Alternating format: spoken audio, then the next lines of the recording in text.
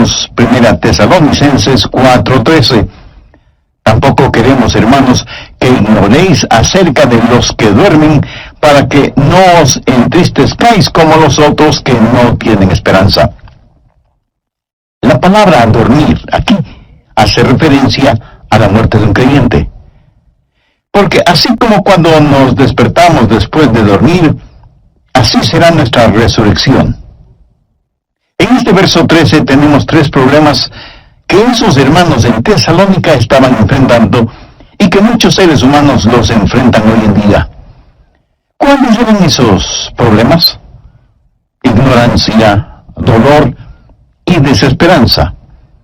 Y Pablo les escribe con respecto a los 3.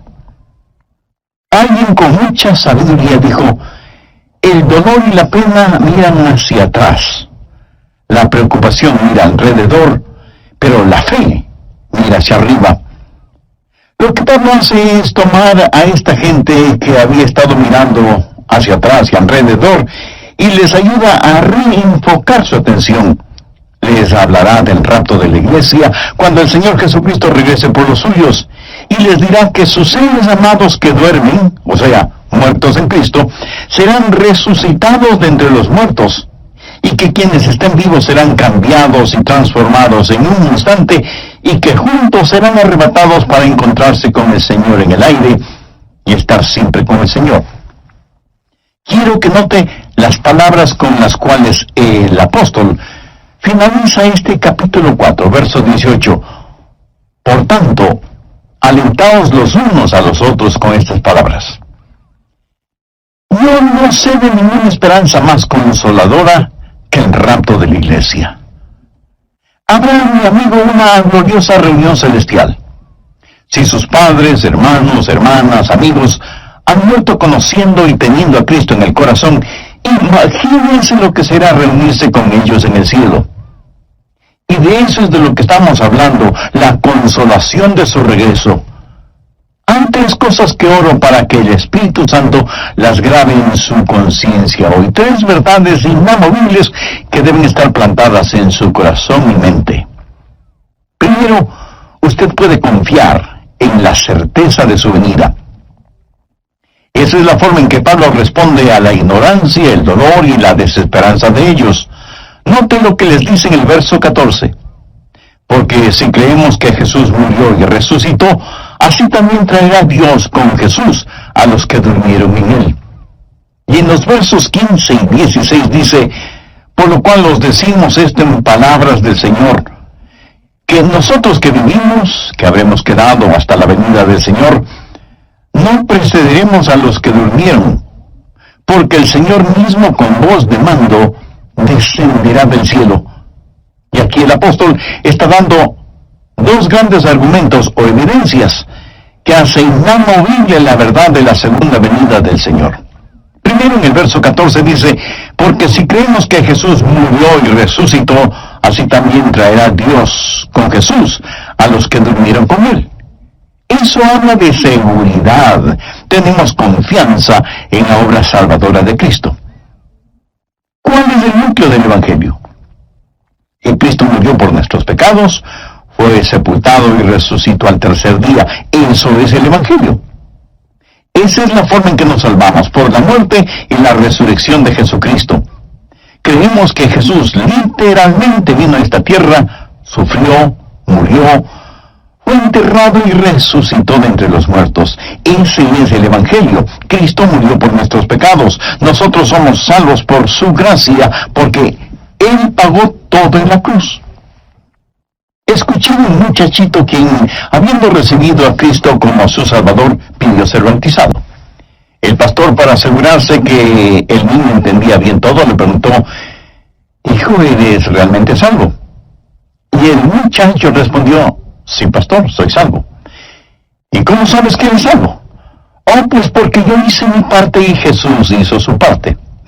Esto no sonó bien a los oídos del pastor, porque la salvación es totalmente el trabajo realizado por Jesús. Así que le dijo al niño: ¿me podrías explicar eso de que tú hiciste tu parte y Jesús hizo su parte?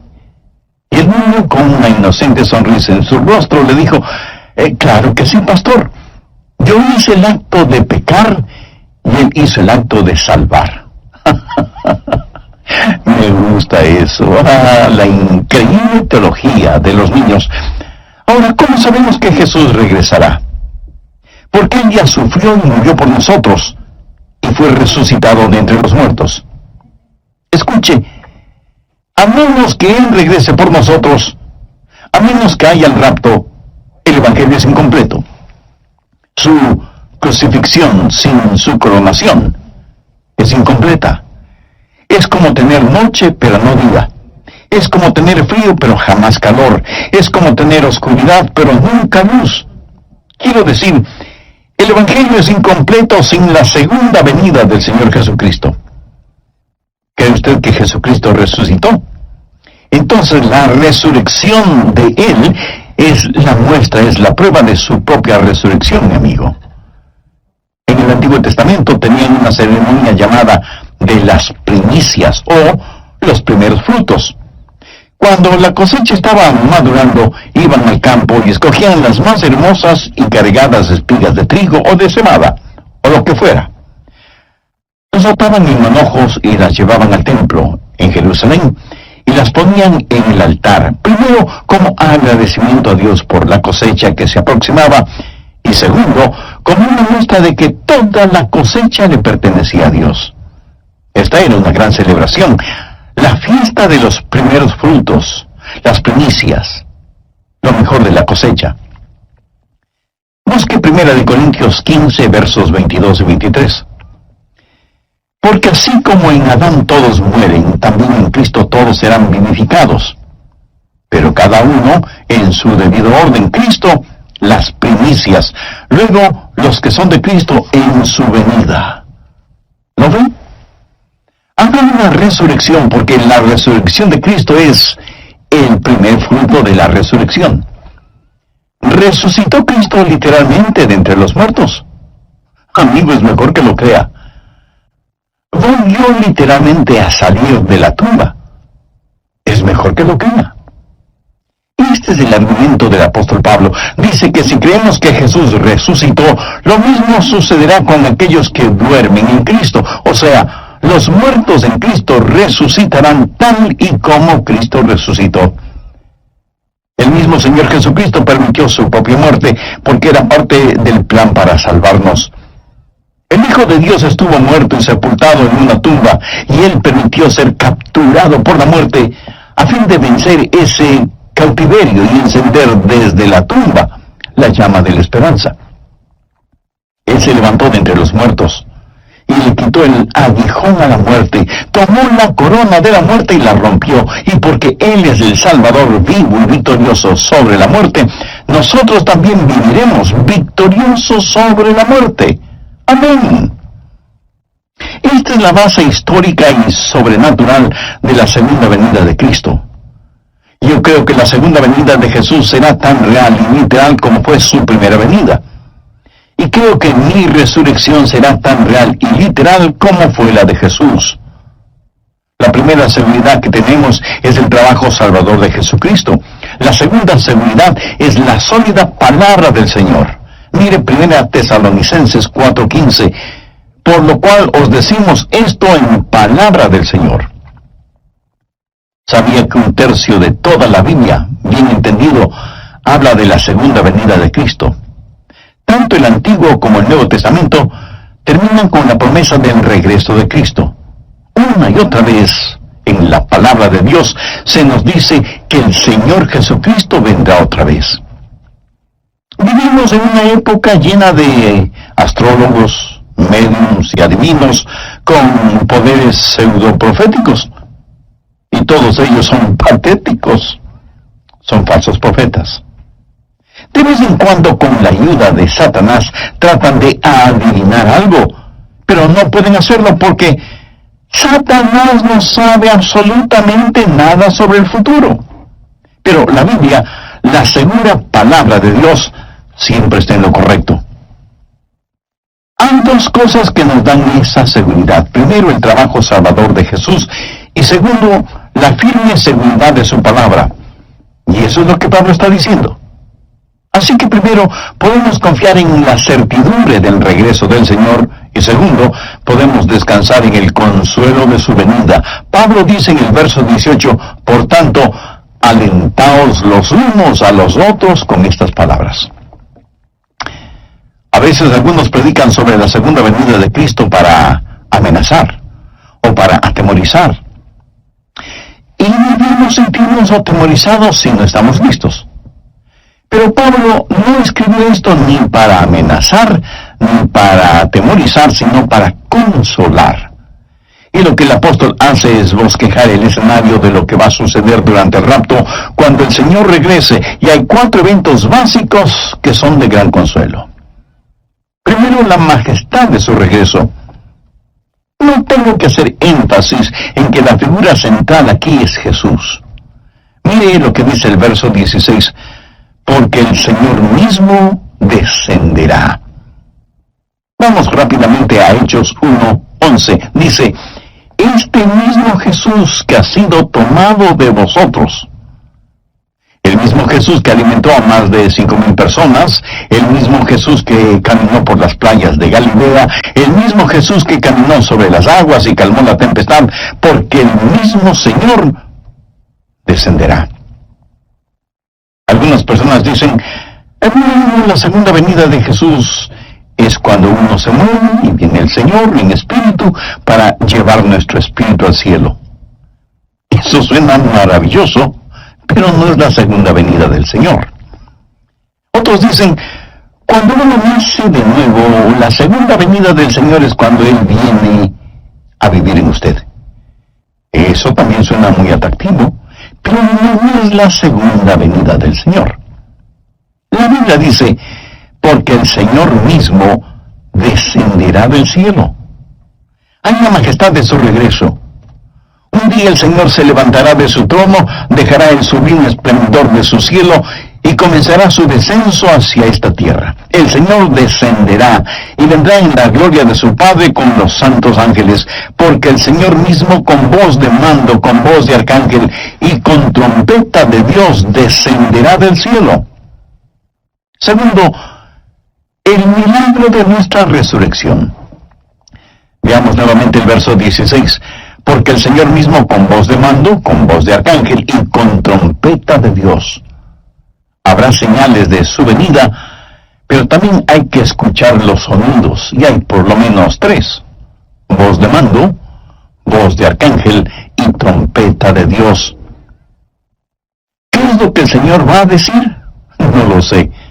Pero creo que tenemos un atisbo de esto cuando Él dijo, Lázaro, ven fuera.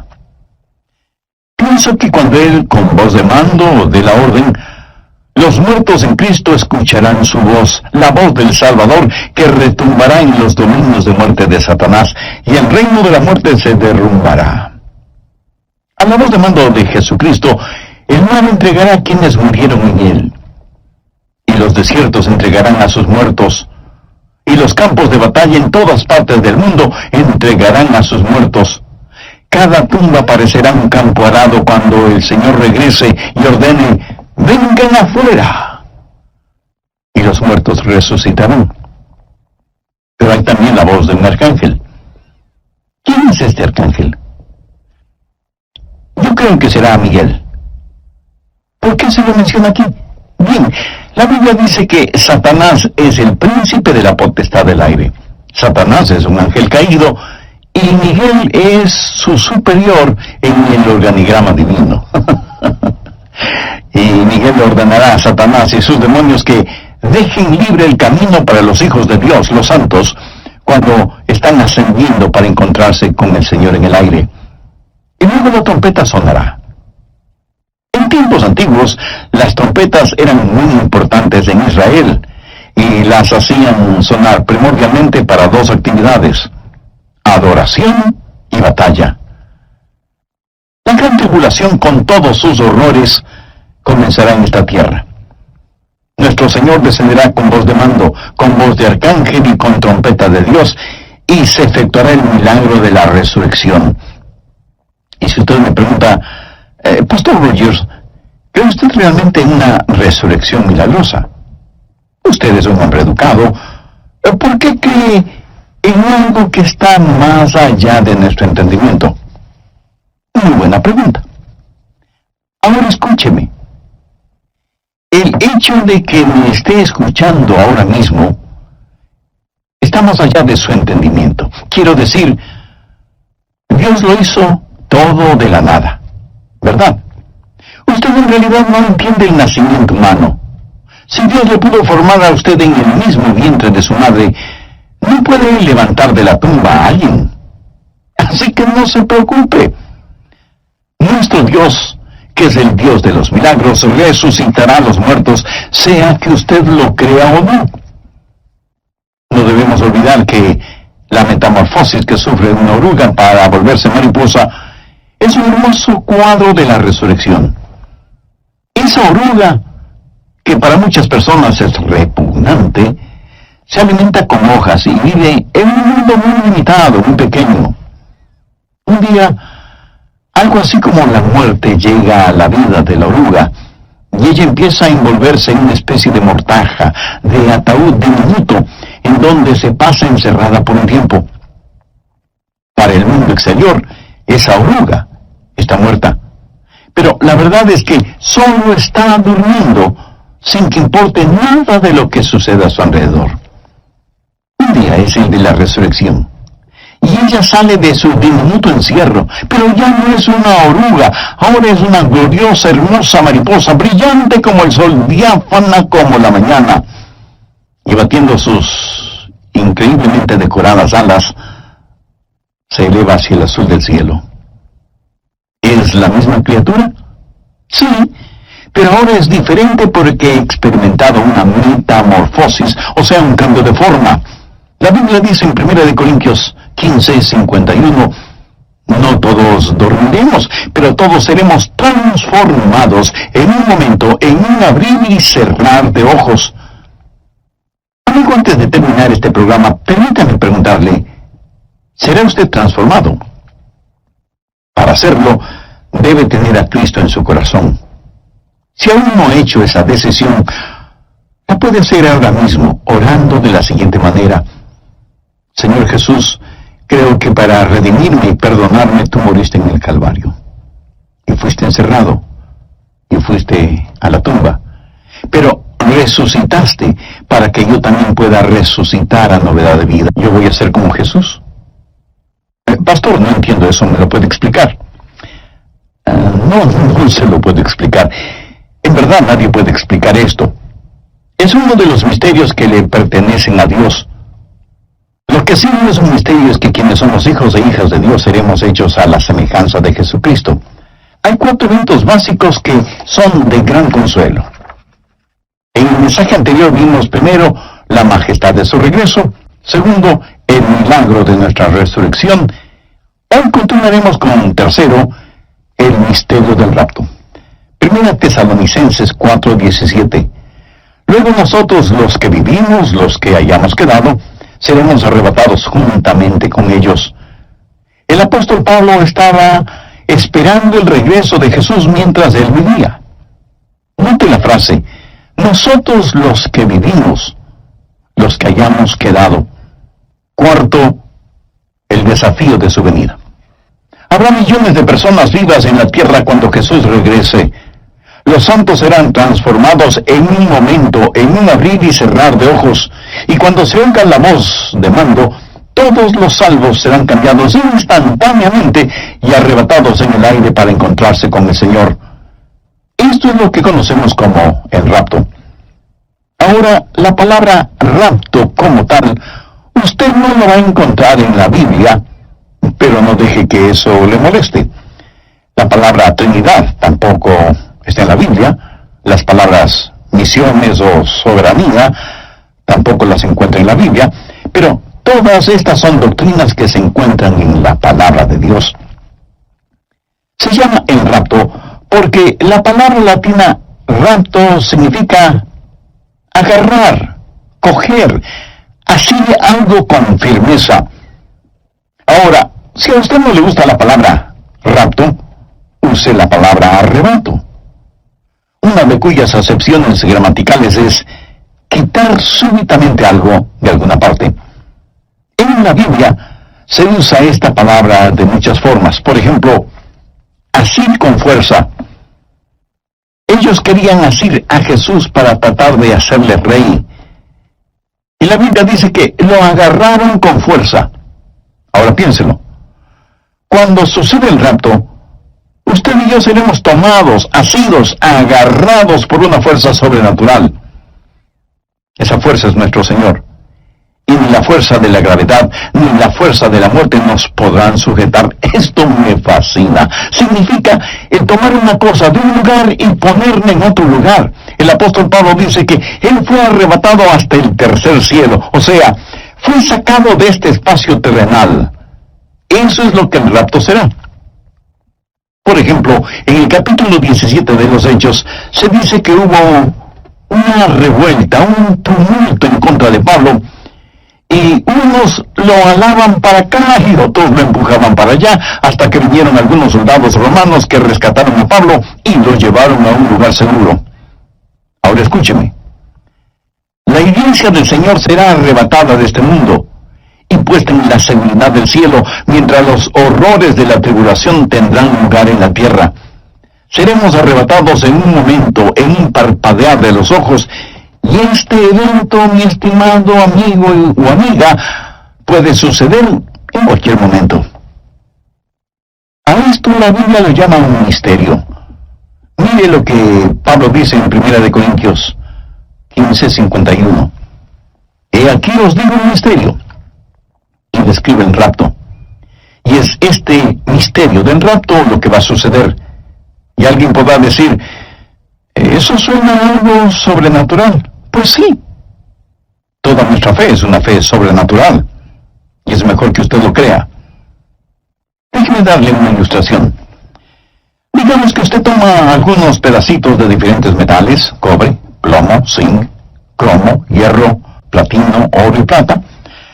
Luego va a un campo y esparce esos pedacitos de metal por todas partes, removiendo la tierra para cubrirlos. Luego viene con un detector de metales, electromagnético, y al pasarlo por sobre la tierra, algunos metales saltarán, adhiriéndose al electromagneto. Y notará que ni el cobre, ni el plomo, ni el oro, ni la plata, ni el platino serán atraídos por el imán del electromagneto, y solamente el hierro lo será. ¿Por qué? Porque el hierro tiene la misma naturaleza del imán, por eso es atraído por el electromagneto. Cuando Jesucristo regrese, aquellos que compartimos su misma naturaleza, seremos atraídos hacia Él. La Biblia dice que somos participantes de la naturaleza divina. Si usted ha nacido de nuevo, está rumbo al cielo. Si el Señor Jesucristo vive en usted, experimentará la majestad de su regreso, el milagro de nuestra resurrección y el misterio del rapto.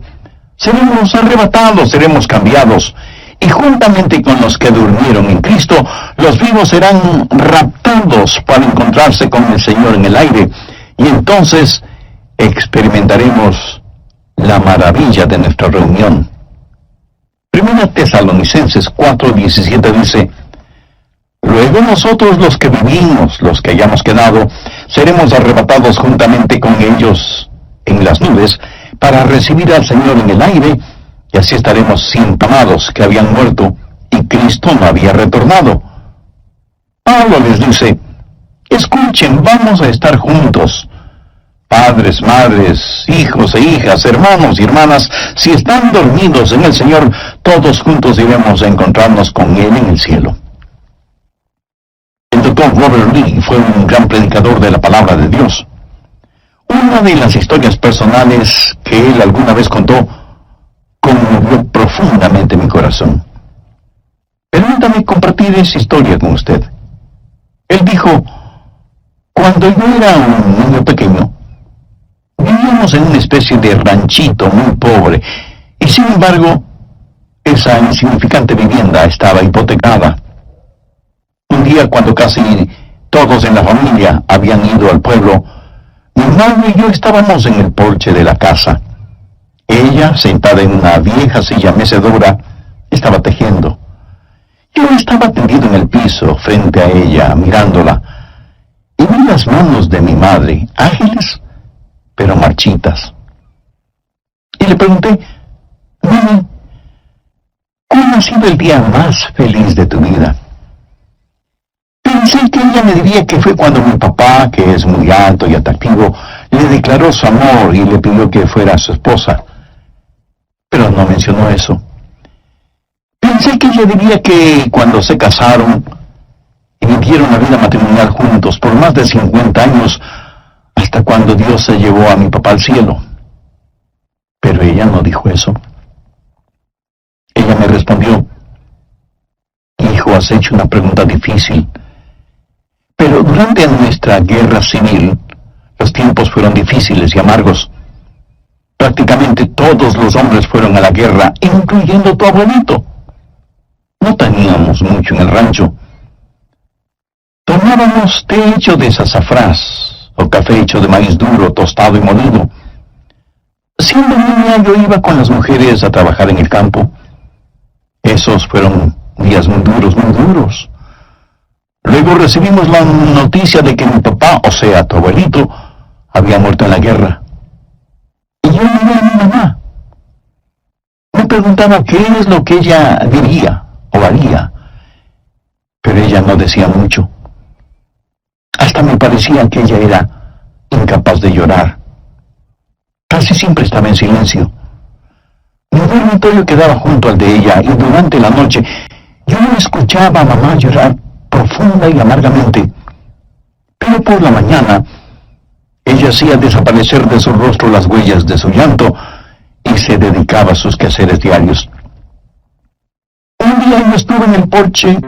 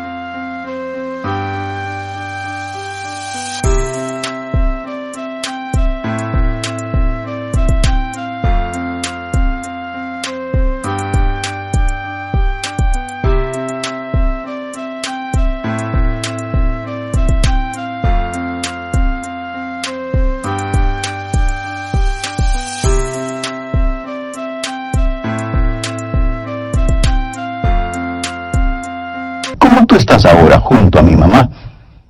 Ella tenía en su falda un recipiente lleno de guisantes y los estaba pelando. Nuestra casita estaba junto a un río.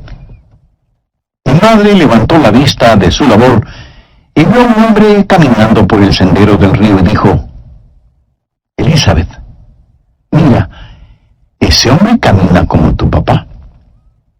Luego, mirando más intensamente, me dijo: Hija, te digo que ese hombre se parece a tu papá. Y yo le dije: Mamá, tú sabes que papá está muerto. Desearía que pudiéramos traerlo de regreso, pero no podemos. Y no hay necesidad de que te atormentes así.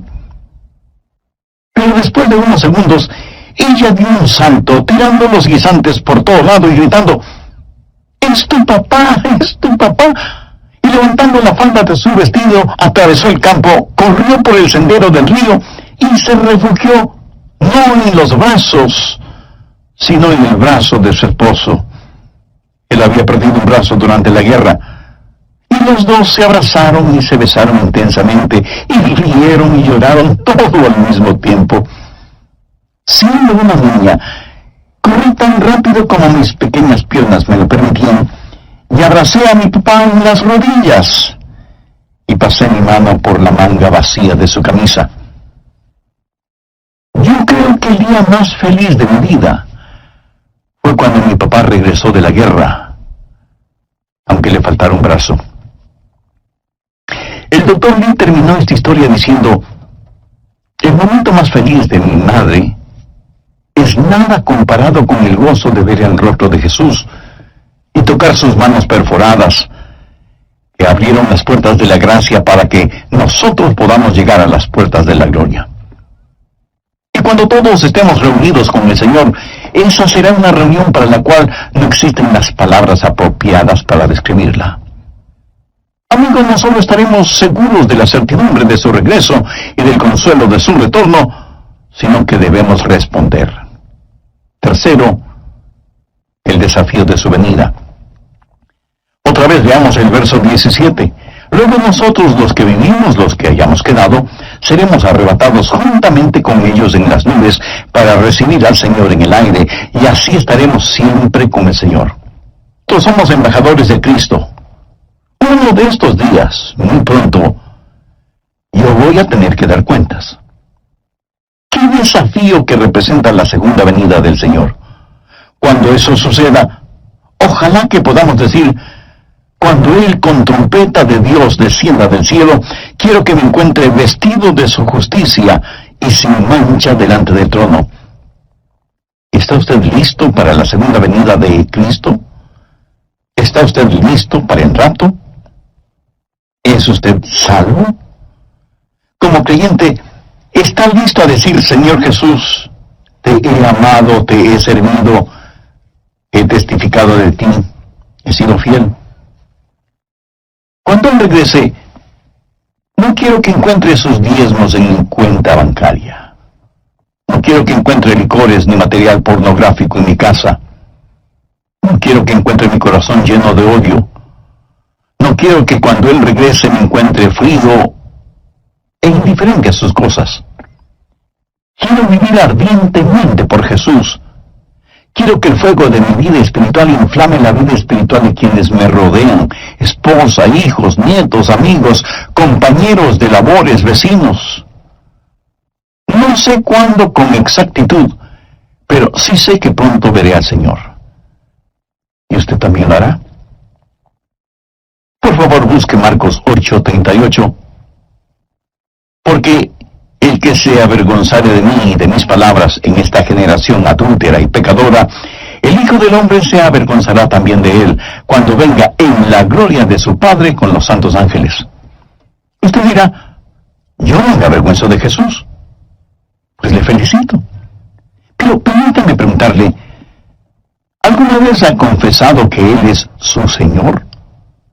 ¿Le ha obedecido siguiéndole en bautismo? ¿Es usted un miembro activo de una iglesia que predica y practica todo el consejo de Dios? Todas estas son preguntas muy importantes. El apóstol Pablo en Romanos 9:33 dice: y el que creyere en Él no será avergonzado. Y en Lucas capítulo 10, los versos 32 y 33, están registradas las palabras de Jesús: a cualquiera pues que me confiese delante de los hombres, yo también le confesaré delante de mi Padre que está en los cielos. Y a cualquiera que me niegue delante de los hombres, yo también le negaré delante de mi Padre que está en los cielos.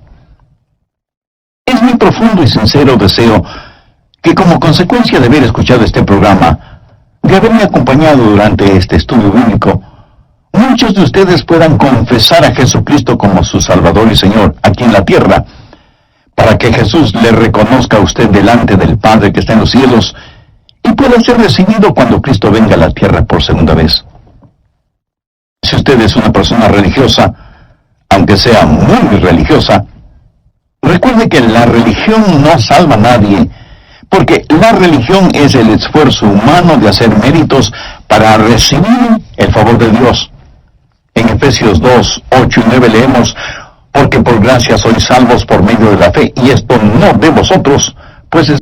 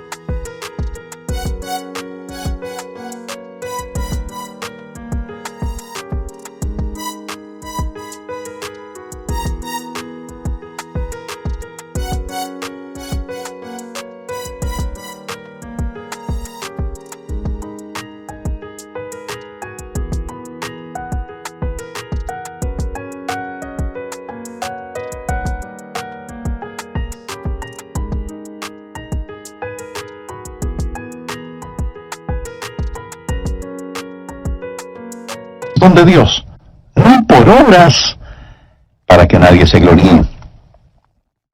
Para ser salvo, lo que usted necesita es una relación personal e íntima con el Señor Jesucristo. Necesita creer en Él no solo intelectualmente, sino espiritualmente. Y necesita depositar su fe y confianza en Él. Si usted tiene ese sincero deseo en su corazón, le invito a que ore, a que converse con Dios. La oración que voy a decir es solo una muestra, una guía. Ore usted con sus propias palabras. Hágalo en voz alta o en voz baja o silenciosamente. Orar no es cuestión de volumen. Ore de la siguiente manera: Dios eterno, gracias por haberme dado la oportunidad de escuchar este mensaje. Yo quiero estar listo para el regreso de Jesús, para que me llames a tu presencia antes de ese evento. Sé que soy pecador y necesito tu perdón.